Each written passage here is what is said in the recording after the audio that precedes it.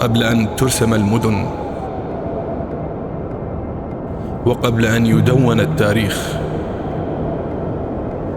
ولد من رحم الأسطورة طفل لا يشبه سواه.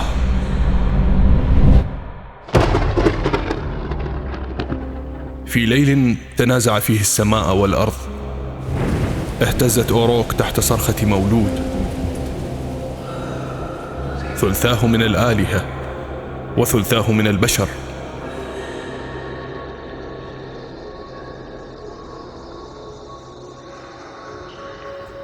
لم تكن ولادته عادية،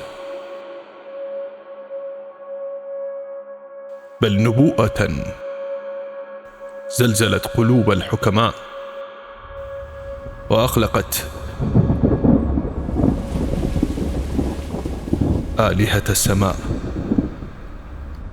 هذا الطفل سيحكم، لكنه لن يعرف الراحة، ولن يترك خلفه سوى الأسى والعظمة.